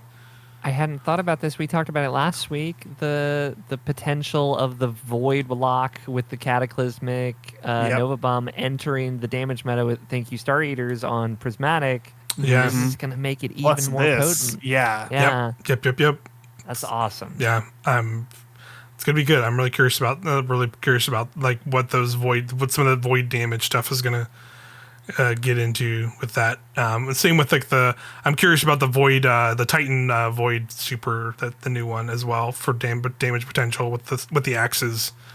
Yeah. So next let's move on to the next column. Overload hand cannon. I'm actually curious about this one just because now we have like like those 2 burst hand cannons. I feel like those could be better for like stunning stuff. So we have Warden's Law and now that new stasis one. So that could be cool. Overload hand cannon to me just means all right, use Thorn. Yeah. Oh yeah. Also fair. Yeah, that's actually really good. And then here's that origin perk we were talking about for Saints Inspiration. Rounds loaded by the Cast No Shadows origin perk can overflow the magazine. So Cast No Shadows is probably the origin perk for those returning Season of Dawn weapons. Cool. That could be something. Yeah, overflowing the magazine because like what the like specific origin trait is and like what some of those weapons do. I know there's an LFR from Season of Dawn. Yeah, it's fusion rifle. There's like the Mater's Retribution, which is like the solar waveframe. Yeah, it was like the first waveframe. Yeah, there's the Steel Feather Repeater. I know people like that. That was an auto rifle. Perfect Paradox, probably. Yeah, Perfect Paradox, and then Gallant Charge is a fusion rifle as well. Yeah. Sure. So a lot of potential there for sure. Yeah, cool. Here's the next one. Press the Advantage. Breaking a combatant shield grants increased weapon stability, handling, and reload speed. I think that's also low-key incredible. Increased guard resistance. Yeah, so breaking a combatant shield. Yeah. I could see myself running this just for like the reload speed on like a day one. Yeah, totally. Because there's a lot of shields. When this shit is passive, and remember when you had to fucking slot this shit in? Yeah. This is so much better. Sucked. It's so much better, dude. Legitimately much better. This one I think is going to be a big one as well. Radiant Orbs. While you have a solar or prismatic subclass equipped, picking up an orb of power makes you radiant. So subclass, not super. Easy. Just yeah. That's all you have to do. You just have to be on solar or prismatic, and your orbs are radiant. Does radiant do? Is it just weapon damage? 25% weapon damage. Okay, that's what I thought. I was gonna say like, oh yeah, just do a radiant Nova Bomb, but that's not. You could though, because you could have this, and all your weapons are getting radiant, and then you had the void sources deal increased damage, right? Sure. Yeah. Right, and stack those. I guess that's true. Just weaken, so you're just weakening. Killing machine. You're just weakening and then weakening the stuff, getting that void source damage buff, and then picking up and then having radiant from just anybody making orbs from anything. Yeah, you don't have to be using solar weapons. You could be running Recluse with that and have radiant up 100% of the time. Yeah, right. Because I think it's gonna be really good on prismatic because it's just like free radiant on stuff. This is very much the prismatic artifact, obviously. Yeah, it's fun, you know. Yeah, so especially this next one, which is called Shield Crush, which I also think is going to be. Man. This one's going to be really good. While you have Woven Mail, Frost Armor, or a Void Overshield, your melee recharges faster and deals increased damage. Shout out again to because Strand Titan more, you know. Banner of War, let's fucking go. I like how they were like, no, I don't think they're doing enough damage. Actually, no, not at all.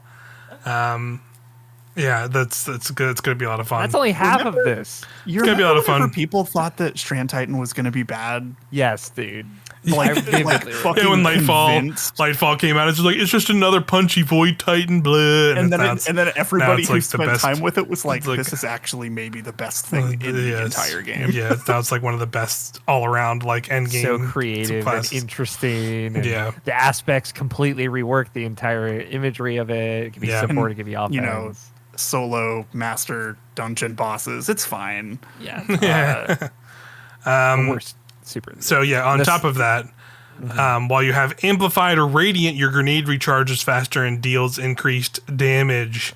Just throw that on Song of Flame. You have a great time out there, kiddos. Yeah. When you have Radiant without a timer on Song of Flame, just as a reminder from last.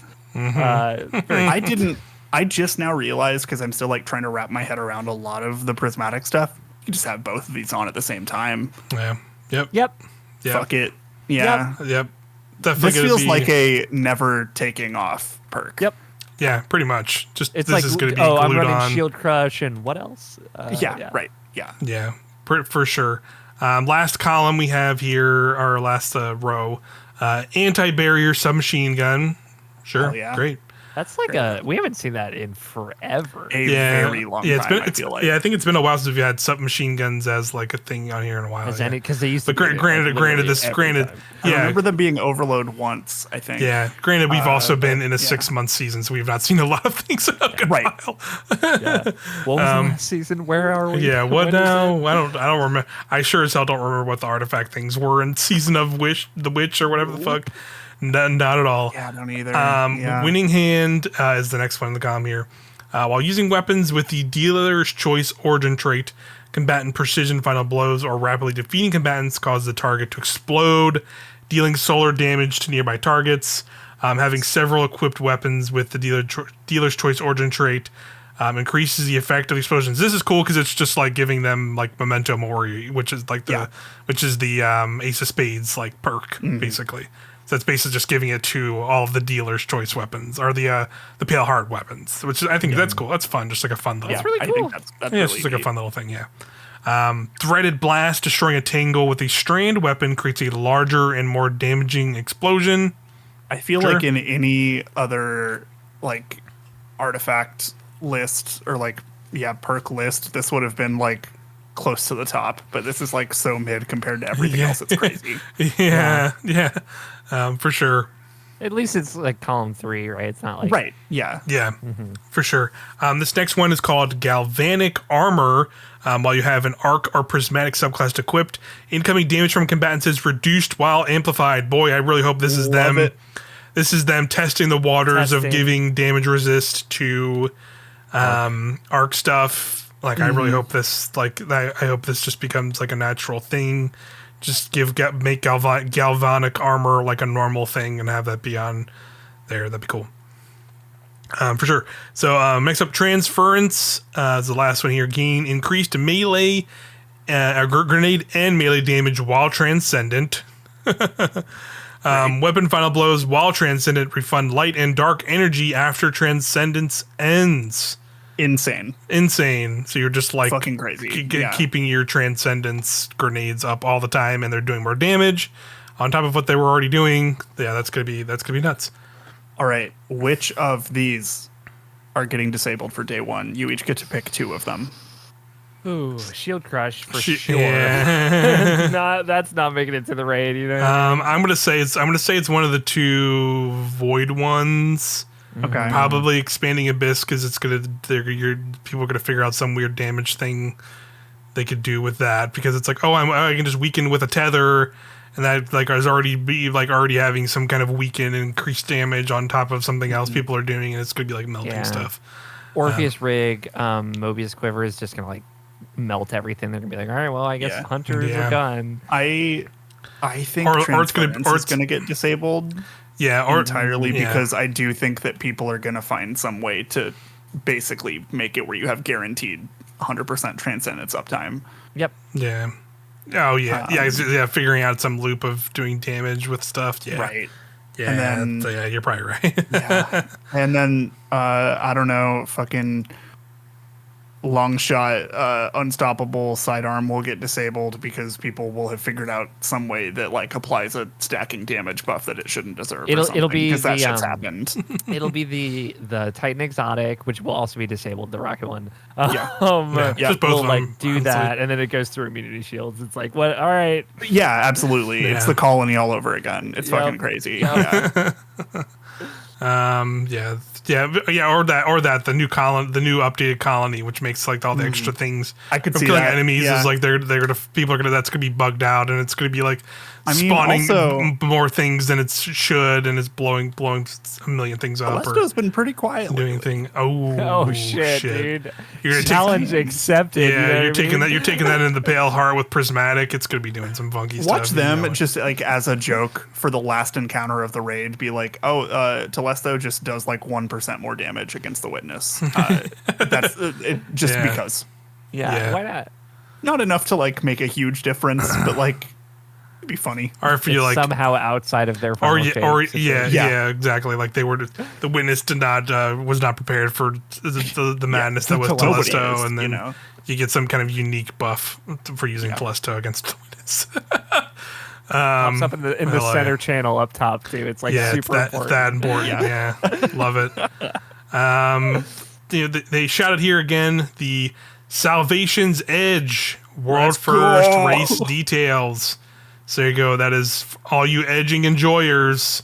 It's me. The raid is here for you on June 4th. Remember, or June 7th, excuse me, 10 a.m. Pacific time. Twitch.tv/CamConic. You can watch me and my boys just edge each other for 48 hours. Yes. It's going to be a great time. It's going to be edging the whole time to that Bungie completion endorsed, at the end. Hang out and watch. You can get an emblem. You know, you can get 2 emblems. Fuck it. Yeah. Bungie is done. Bungie isn't going to be edging you on those emblems. That's for sure. God, fucking. I do like how on this though, like one of the things is subscribe to your favorite Destiny 2 streamer like during the race, which I think is like a fun, like cool way of like driving engagement. But it is really funny to think about like, what if you subscribe to like your third favorite? Do you still get the emblem? Yeah. How does that? Yeah. How does that work? Yeah. Or like I'm already subscribed to this person. Like how am I? I can't resubscribe already again. That's not how that works. And they're also doing a like global chat emote of a ghost eating popcorn. Yeah, during it's the a good race, one. which is it's really cute. Yeah, it's really cute. It's a cute one. I do want to, for my lore sickos out there, I know we're all speculating, or we've given up at this point. Go watch Bife's great video about the Veil. That's an I've gotten through like pretty great. Like 3 or 4 hours of his like 10-hour one that just came out today too. Yeah, I was like watching. Still going actually. As we're it's recording. still going. It's really funny to be like, oh, the premiere happened, hell yeah, and then it's like 5 my hours. entire workday happened, and I looked and it's like, oh, it's still going. Okay, cool. It's only halfway done. Yeah. Want to shout these things out that I think is cool. Salvation's Edge, like obviously, I think that does set it up as like post campaign. The witness is about to win, right, and we are on the edge of its salvation. Yeah. This is you're saying the witness is edging us. Yes, the cosmos as a whole, like please. But we're being edged inside the Traveler. It's like the edge of the end of the world, right? And we are going in to end it. I think that's just I can see the imagery as is now, and that sounds really, really fucking cool. I bet you the white mechanic is him succeeding in that fight. When we see Earth in the background cube and explode or something, that'd be fucking sick. Or I want like us to be cubed, like it turns into us, like it goes into glimmer. Yeah, it goes into like a third person view, like we're getting frozen in stasis, but instead we just get like cubified, and you get sliced up, and then it just sliced. Yeah. It'd be really sick if they can do something like that, but we'll see. I like it says completing the campaign and the wildcard exotic quest is right after. I'm curious what gun you're gonna get from that. I wonder. Me too. Yeah. Because I don't think it's one of the ones we've heard about. It could be the sniper, but I doubt it. And it says the raid contains spoilers, which is neat. For the campaign. That's never happened before, right? Like that's kind of Lightfall with Nezarec, but like not really. Not really. You could do Root of Nightmares and know nothing about Lightfall and be fine. But yeah, this is like so intrinsic. Like this is the end of the story, right? Yeah, and he's the witness gonna be talking mad shit. And I'm excited for that. I want to see him I want to see the witness like pissed off. Yeah. Yeah, and we're gonna get that. Ready to fight. That bit cool. Where he like cracks a little in the Lightfall campaign, like sticks with me. It's just like, oh fuck, too. Okay, shit, I'm sorry. And we'll get that for sure because we got that in the first trailer we got. A little while ago. I think it's gonna be a great moment for Destiny storytelling that we get to finish in a raid. The story ends in the raid. Last time they did that was Taken King, right? And also kind of Last Wish, cause I guess Last Wish transformed the Dreaming City. Yeah, it moved it forward, and I feel like they're gonna try and maybe have that a little bit because we know we're gonna be like they said once you fit the raid is over things open up in the Pale Heart to one more campaign mission after Yeah, as well. yeah, there'll be some kind of epilogue thing. So like there'll be things that like change in the Pale Heart after the Witness is like defeated in the raid. So And like I like the idea of this exotic mission is kind of like the setup to the raid and also the epilogue to what you play of the campaign as well. Just there's a lot we can infer from this that I think is neat, and I'm really excited. Yeah, we're just. I am losing so sleep over excited this to at run this this point. raid. Yeah, I was Oh gonna my say. God. Luckily, we're so dang close. We're so close. People listening are even closer. And I'm jealous of that. Seriously. Like, there's like so much happening next weekend, just like around games and like Summer Games Fest and like all of that other shit. And I am just like, this is like the thing I'm looking for. good. I can't. Like, Yeah, I am not feeling. I can't like, care about any of this. Yeah, I'm feeling like not at all like I am like missing out on a lot of that shit because like Destiny raid like day or like I guess 2 days are my like easily Destiny like just my Christmas. favorite. Yeah, it's my favorite days of the year, and this is like this is the one, right? yeah. And so I am just really fucking excited about it. And I was like farming some stuff with my day one team last night, and like a lot of them are like coming back specifically for this. And it's like just been like really infectious to like hear them get like excited and amped up about it too. So I'm really excited about it. Yeah, it's good. It's gonna be great. It's a great few days. It is gonna be great. It's again, yeah, because it's just it's some of the most exciting time when we get big new Destiny expansions and obviously raids and all that stuff together. And like, there's still plenty of stuff we like don't really know yet because like we know like virtually zero about the episode echoes stuff. And by this point, we've always seen the intro of the raid, right, where the Guardians land. We haven't seen that. Yeah, for the first time ever. I don't think we have. Yeah, I think you're right. Ever. So like, this is like they are keeping it that close to the chest. We don't even know what the entrance looks like. That is so cool. I think I'm it so would fucking hyped be about that. really cool if it was that like shot in the story trailer, the launch trailer, where it has like CG everybody's ships like behind you, and then Yes. like the Guardians are just walking up. That would Agreed. go so fucking crazy. Yeah, would that go would be pretty insane. The hardest of Yeah. like, we're here. you're like leading the and you're leading the charge into that battle. Yeah, I'm really that would go stoked for fucking whatever that crazy. moment Yeah. is. That's gonna be crazy for sure. Yeah. I can't wait. Again, we're only a few hours away. This is kind of all the Destiny news we have at this point, really. So again, just shout it out, and I'll remember to actually put the links in this video description this time for our Twitch channels. So tomorrow, probably like 30 minutes before, maybe 15 minutes before, the expansion is going live. Twitch.tv/Irrational Passions. Me, Ari, and Ren are doing our tradition of going through the Legendary campaign, checking out all the other stuff. Twitch.tv/Cam Koenig. You are also going to be doing a Legendary campaign. I'll be doing my solo run. Yep. Solo run. So feel free to hang out. I'm sure there will either of our probably channels. be crossover. For sure. have- Yeah. Like I Yes. feel like as we get to a certain point, we're just be like, okay, We're gonna jump into a Yeah, channel, let's and wait, then be what like, the "All right, fuck is hey, up?" what the fuck Yeah, is going on?" What is up? What is this shit? So look forward to and that. of course, we're gonna finish it. Like we'll have a point where we finish, and there's gonna be like, all right, here's this thing we gotta grind. Let's all get together and fucking do this shit. Yep. I noticed that in our little Destiny friend group Discord, somebody did add a spoilers chat channel, which is probably good. So. It's not a bad idea for Good sure. call. But yeah, we'll be doing that, and then like you said, that Friday, Twitch.tv/Cam Koenig, you're gonna be doing the raid race with your squad over there.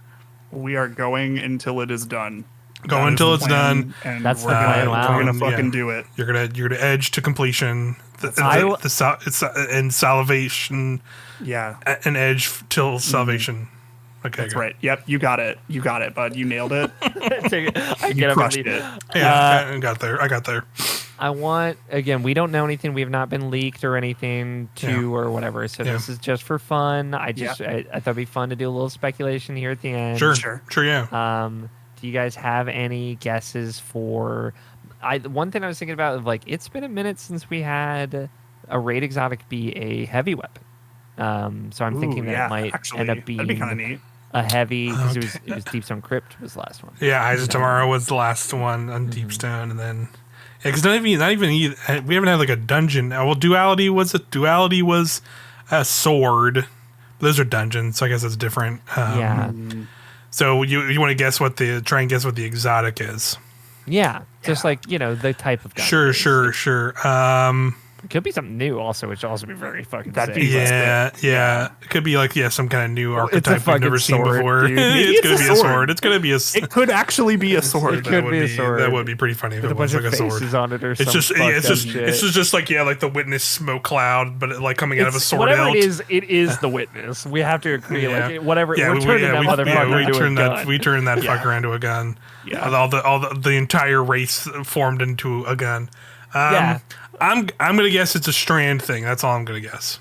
Okay. I can see that. I bet it would be another heavy kinetic. That's what I was thinking. I think it would be Because kinetic at the very least. if like that would be like a neat parallel between Macrocosm being the traveler weapon, essentially being a heavy kinetic. I think it'd be neat to have that as well for Witness weapon. yeah.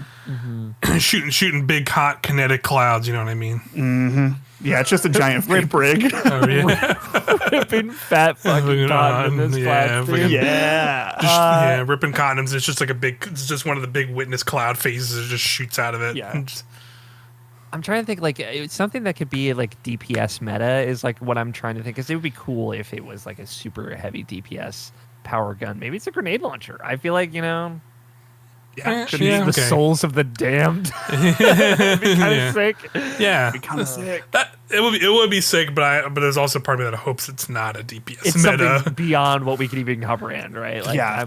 I'm with Yeah, you. but also I'm like kind of there's part of me that hopes it's not like a meta DPS meta, because then it just puts so much pressure on then having to get that for so many people, and that's like Yeah. probably one of the reasons why we don't see a lot of that, right? To make making people like have to like farm and hope for an RNG drop, but you never know. Cool They primary could do ammo it. weapons are my favorite for Yeah. sure of the exams. Yeah. Like Vex has always been my favorite. Yeah. I really like Collective Obligation, and obviously Necrochasm's Necrochasm cool. is cool. Yeah. too, Yeah, so. for sure.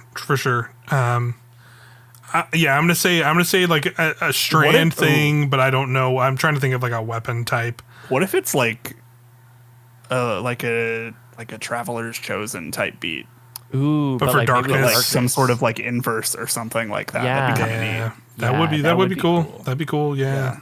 Okay. What if other it's spec- Netherrex fucking axe? But they're just finally giving it to us. Finally. Like, here you go, motherfuckers. You can have it. I fine. wouldn't even if be it's mad. I'm not gonna lie to you. What if it's a strand glaive? Strand glaive. We gotta Finally. believe that's the the witness. No, if they made it a glaive, people would be so fucking pissed. Because there's haters out there is all I'm saying. But whatever. Yeah. Other But we speculation. have also not seen any kind of glaive at all in the weapons so far. So like True. I feel like there might be a glaive, at least like there'll be like maybe a glaive weapon as one of the raid weapons in the set.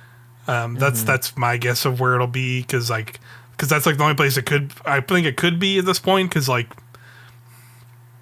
if we're getting episode echoes, I mean they could make a Vex. I mean they make Vex Caliber, I guess, and that's like They a already Vex made glaive. Vex Caliber. So like I don't really know if they would make another Vex style glaive in that set of weapons. So it'd have to be if we were to get like some kind of strand glaive or stasis, even like a stasis glaive or something. I bet it would have to be from those raid sets, that raid set for sure. Yeah. If we got it, or even just a glaive in general, like even it just ends up being like another like solar or void one or whatever the fuck. I want to hear Other speculation. Oh yes, please. I was just gonna say, who dies? I was gonna say like there's no way that like everybody survives this, right? Like, Yeah. Yeah. I'm gonna say part of me thinks I think most of the Vanguard is gonna survive, but I think Probably. I think like it is gonna be like just in the way that like this is sort of like an ending moment for them, and they've kind of completed that. They were like a big part of this was this Light and Darkness saga was their arc. They're just gonna be like, I'm done. Like I don't want to be Vanguard anymore, and they're gonna do their own things, and then like we're gonna have that passing of torch moment. So like maybe Crow does become like one of the main vanguards, like either Hunter Vanguard or maybe they make just like maybe completely just dissolve. Yeah, just dissolve the Vanguard altogether, or just have like put other characters like make Saint the Titan Vanguard or whatever the fuck for that would be my guess, and like that's how they get around them not killing off characters, but having them kind of like be able to like kind of retire and kind of go into a new era with like more different characters or whatever. Yeah, I feel like think we will get the passing of the Ace of Spades to Crow. I think that will happen. That would be cool. Yeah, definitely. Yeah, like They're gonna kill Crow again, or not Crow. Cade again. Yeah, Cade's gonna just fucking die again. Cade just dies again. He don't got a ghost, so he doesn't have a ghost, and we don't know what the hell is going on with his. What the rules are with Cade. The rules are with Cade. Yeah, for sure. I feel like if they are gonna kill a major character, it's not gonna be Zavala because that is just like too easy and lazy. Yeah, it's bait, and like they spent a lot of money to get Keith David to start voicing him. I don't think they would just do it for one expansion. Yeah. But like also maybe I don't know, like just to finish his arc, but I don't know. Sure. We talked about this before. I don't think this is the end of his story. Yeah, I don't think so. Or at least it's the end of his arc, but maybe he's not going away, right? Yeah, and I guess like in that same sense, like we don't know what the Cade status, and they got Nathan Fillion back to be Cade again. So like we don't know if he'll continue on. But that does leave one person that I do think has finished her arc and has a big fucking target on her back, unfortunately. And I do think Ikora could be on the block, dude. It'd be interesting. Yeah. I don't know how they do it, but that's possible. I'm also interested to know the level of involvement of like quote side characters. Yeah, because we did have that one trailer that showed like Mithrax and Keitel or like in the Traveler. And we had that like shot of all like the races coming in together through the Traveler. Right. And that I'm interested to know launch trailer. Maybe Osiris. Mm-hmm. Yeah, I think so too. He has finished his arc. He's finished multiple arcs at this point. Which has been really cool. To be fair, they've all been great. But the one I'm also thinking about in that same vein is Elsie Bray. Like this is it. I could see that too. That would actually be like really. It would be like good. Like, good. But it would be satisfying. She fought to get here. To this part where we win, right? to this like get us on this timeline or whatever anybody else has, to get us on this timeline and stuff, because we've like really not seen her in any capacity in this, and I feel like they should have her be like maybe like a little bit more prominent role in this somehow. So we'll see if she shows up and then gets resurrected. Like I think that would be really cool. That would be kind of sick. We talk about that with Mithrax a lot, or even Keitel now more recently, of like these other outside guardians, but like having all of that trauma lost and then her coming back as like this new character like Crow that I think was also done really well, and then like her and Anna and stuff, like I'd be really I think that's like prime for like a good episode, I think. Sure. That'd be kind of neat. Anything else? Any other speculation, Nation? I don't know, like I think a lot of it is I'm just kind of like excited to just sit down and see where the fuck it takes me. I'm ready to go on the ride. I'm ready for like specifically Final Shape. I'm just ready to be like on that stuff. Like I am super curious about like what Echoes is going to be specifically, like because it is going to be the thing that like comes right off of Final Shape. So I feel like it's going to have like a little bit more pressure on it to be like an interesting thing than other things like that. And like we know it's going to be like slightly more extended like season essentially, and obviously we it's gonna be a different thing, right? Because we know it's like an episode, so it has like a slightly different structure that we've not seen yet, that they're gonna be doing for the first time, and like retro, like looking back, there's a lot of times when the season that came alongside, we talked about it in that season tier list, like the season that came alongside of expansion were usually kind of meh, right? Like they were like fine, okay. Generally, or okay best, where like now this is going to be a different thing, like could it set a new tone for that kind of stuff being really interesting, and it's supposed to be kind of its own little like kind of takes place after the events of the Final Shape, but we know it's going to be like its own like contained story. So like what is that gonna look like? So that's like I'm definitely curious about that stuff. 18 weeks, right? I don't know how many months is that. 4, I think. Yeah. A little over 4. Yeah, it's a little Yeah. over 4. So like that puts us in October. You know. Yeah. Yeah. That's a long time, and Revenant is the next one. Yeah, I don't know. Yeah. And that seems to be Scorn or at least Fickrel related. Right. Which gonna sound super interesting. I'm not gonna lie. Yeah, the Scorn have got some cool stuff going on. So. Yeah. I'd be interested to see Fickrel them. is a cool character. Yeah, bring that back And around. then And I imagine that third episode is about Zebu Roth. Yeah, that which makes sense. Also interested to see that like loose end kind of tied up a little. yeah. Which to me sets up for like the expansion, if there is one going Yeah. to Torah Battle, right? Like that's Something like That'd be that. cool. Yeah, Yeah. I would love that for sure. Yeah, and I'm definitely curious about this one just because like now that we need to have like the strong confirmation that it's going to be like very Vex focused, and it's been a long time since we've had like a Vex focused thing, period. Because like they've been kind of like to the side for a long while and different stuff. two like seasons in this year had like secondary Vex focus. Right? Yeah, and like Season we of didn't the we Wish. did Season of the Wish, which like didn't really give us much. It's just kind of like I don't know the Soul Divisive Black Garden, you know? or Black Garden, meh. And then like we had there was like The that. last Vex season Splicer?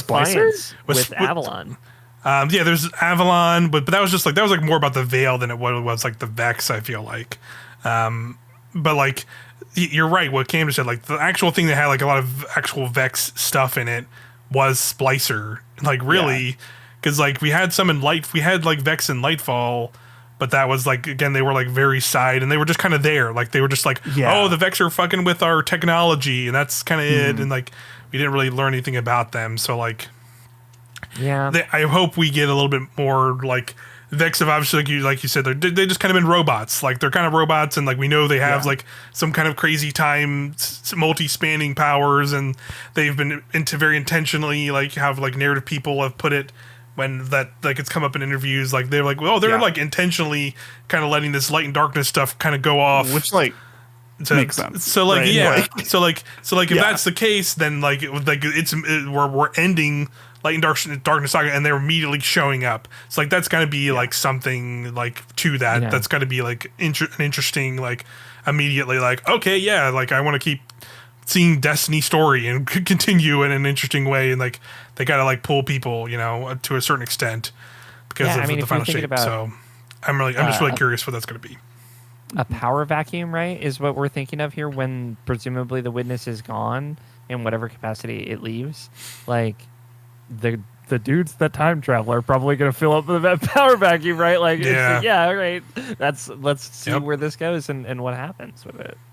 So yeah, super curious about that stuff for sure. But I don't really have any other stuff, prediction stuff off the top of my head. It's a lot of just I'm like finishing up to-do lists, keeping an eye out on stuff as it comes out. But like we are so comfortably in the like, I'm just ready for this. Into the shape. Yeah, we're just cruising to this. We're just cruising it, cruising to it. I'm we're ready just a couple for days. Geometry Wars. Cube, they cubed The Earth. cube. Yeah. Can you believe they fucking cubed Earth? Yeah, The cube dude. Earth. Fucking God. crazy. You saw they had like all the crazy arms were like growing out of the last city. That's fucked up. It's fucked up, it's dude. fucked the up. apple. It looks so fucking cool. Yeah. It looks so cool. fucking cool. The stakes, Yeah, right? Like the finally stakes. we've got like the stakes. The city For the like first either blowing time- up or like to be fair though, we don't really know if that's like that could be like some kind of vision potentially. Sure. Like we're like when we go into That's how it starts, dude. That'd be fucking that would be it'd be pretty insane. Yeah, if it's like we like go into the Traveler and then they're just like by the way you left it unprotected, get fucked, and they just like do that, and then we have to figure out. We have to finish this. We have now we have to do this. I mean, they did say in like I think one of the first reveal streams, they're just like, just so you know, when you start this campaign, there is nothing more important in the entire universe than what is happening right now. Yeah. I'm like, oh fuck, okay, yeah, you're Yeah, right. oh, shit, It's yeah. like, Cool. I mean, like Red War, we had that as well, right? And that was cool. And I could imagine some sort of like if they don't let you go back to the tower, like because of something that happens, I could imagine them setting up like a farm type area of just like, yeah, I mean, you go basically your vendors. Yeah, like, you go. There's the D1 tower and the Pale Heart, so you could they could kind of just have like some that'd be makeshift cool. some That would makeshift be people there. Cool as fuck, dude. If we go Yeah. back to like this Pale Heart version of the D1 tower as our temporary tower field Yeah. op, right? Like Yeah. our forward operating beast, you know, like that'd be fucking cool. that'd be sick. Yeah, I could totally see it.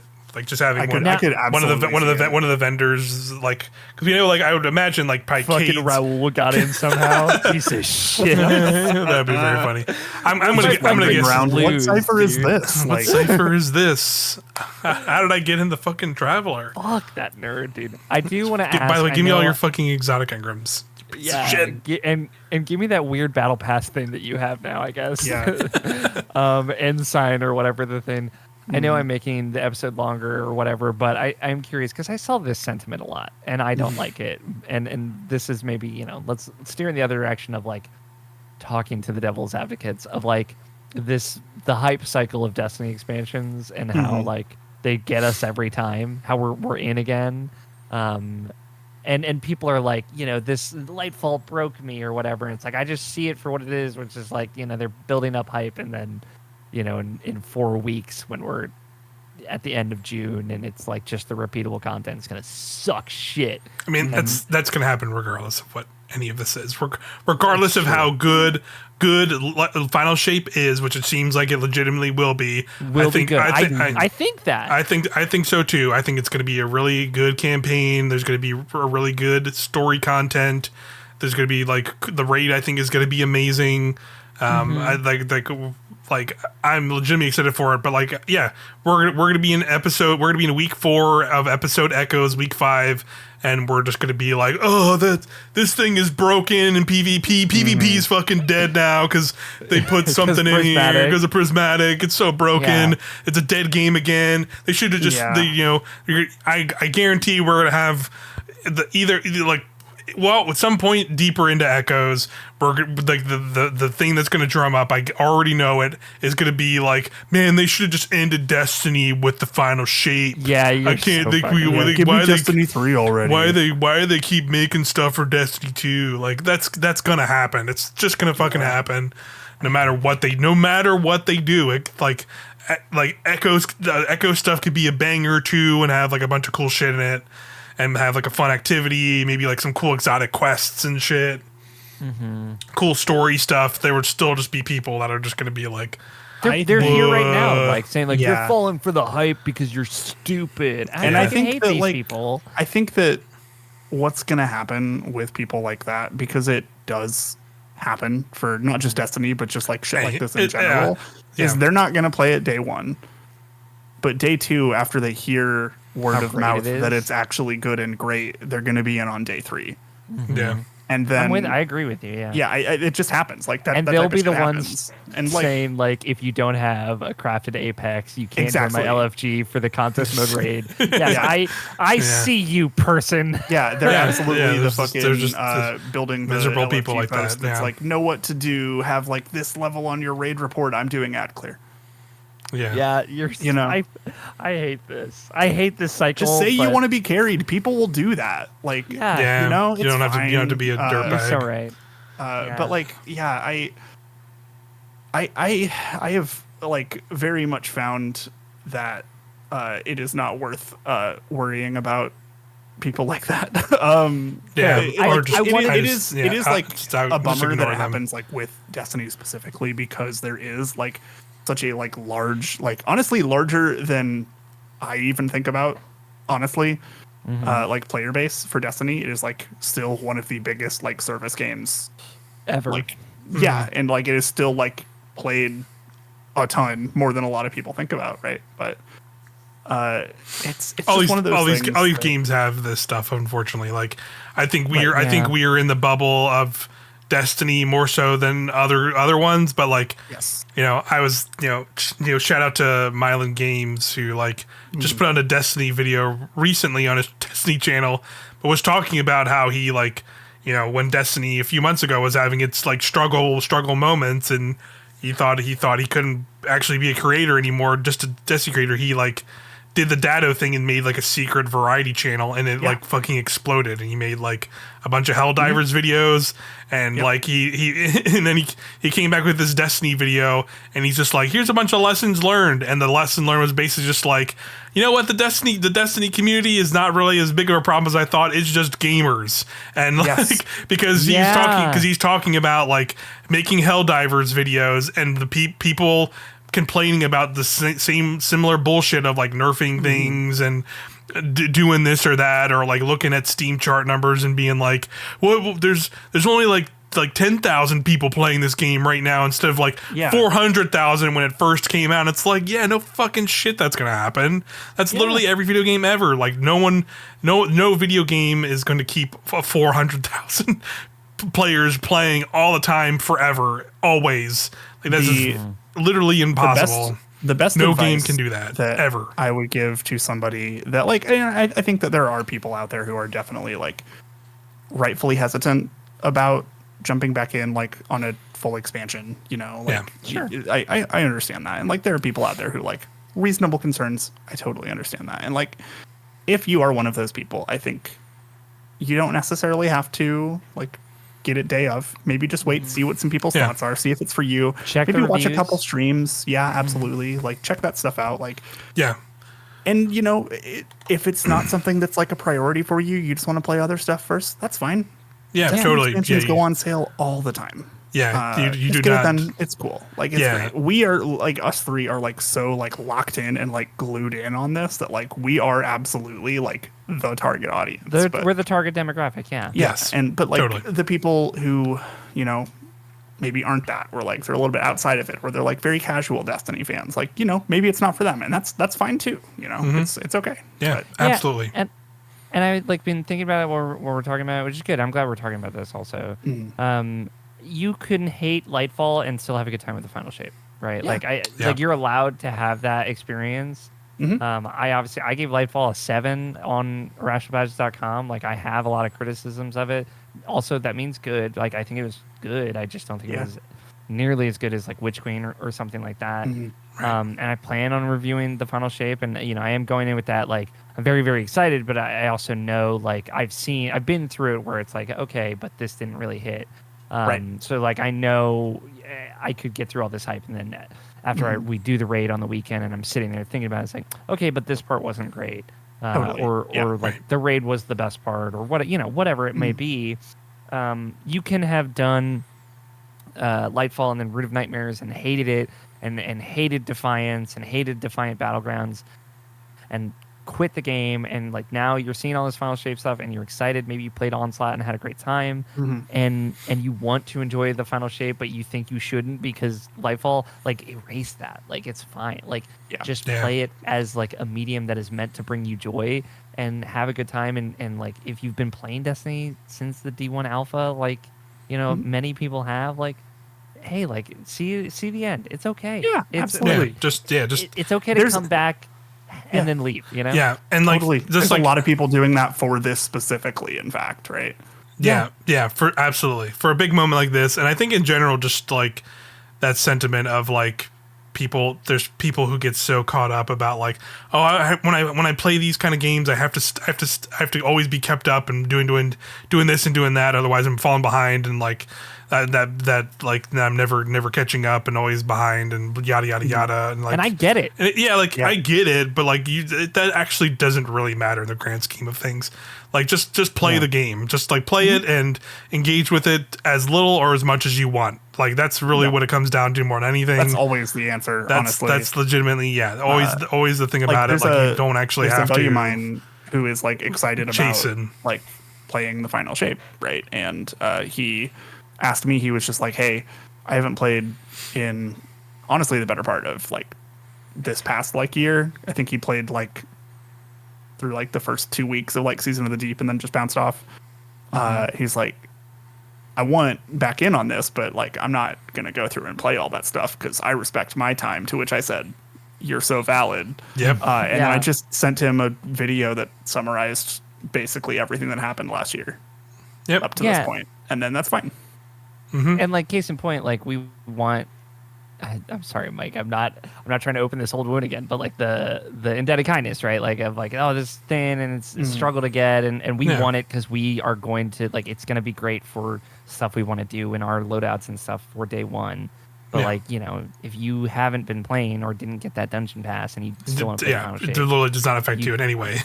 you can get the Strand Rocket Sidearm that it will be craftable from the Pale Heart, and that's, you know, you'll be able to do like a weekly campaign mission, hopefully to get those red borders or whatever. And also the brave weapons are not going away. Like you could run a couple onslaught and also if you're good. And also if you're coming back, your old guns will work now. Like that's also true. You just had if you have a bunch of guns from like Forsaken or whatever, vaulted guns or whatever, they'll just you could just start using those again, and 100%. So it'll still be fine. So you'll be fine. Like I ultimately don't know how many people listening or watching to this are in that camp, but if you are somebody, maybe some, just don't feel like just play what you want to play. Don't feel like you have to like be keeping up with like people like us who do like dedicate a lot of time to these. But that's because we enjoy it. Like, you know, you can we engage have each with other, you know, like we're playing together. It's like a social thing as well. Yes, like, you know. 100%. That's a major aspect of it too. So like don't really feel like if you like you want to engage with this kind of game however you want to, and that goes for any like live service games, like because I play video game. Any video game, play as much or little as you want. Honestly, any hobby. Yeah, we'll just throw that out there. Yeah, just whatever you want. Just man. whatever. It's not that deep, you guys. It's not that just deep. Have fun. Yeah, you do not have to chase after like what other people are doing or are engaging with, or like what creators are saying. Like, do these things right now. You got to do them. Like. Those videos are you don't actually have to do that stuff. It turns out you'll be fine. But anyway, that was a rant. But that was good to get out. But I think talk about it. Yeah. Anything else? But I think that's kind of it though, right? Like now we're done. Now we're Destiny. Now we go finish the fight. Halo 3. Halo 3. I love Destiny. I I'm thinking about playing the Taken King for the first time, and I was like very casually not giving a shit about the story. It's crazy to think like how many lore videos I've watched since then, how much I know about this universe, how much I care about characters like Zavala, Ikora, and Cade and stuff like that. How much I love this game just because like I do think their world building and the way they've gone about this stuff is unique and interesting, and I'm so excited to see the end of this. To see the end of this saga and like the beginnings of like the new saga, so to speak, with some of the episode stuff. I'm super fascinated what's going to happen in this next week for Destiny. But that's going to do it here for this episode of the Helm to Tower podcast. We'll see, if you're stopping by the streams tomorrow, we'll see you there. See you live. Yeah, say hi. Absolutely. Come. Feel free to hang out in the chats. Obviously, if you don't want to get spoiled by story stuff, we get it.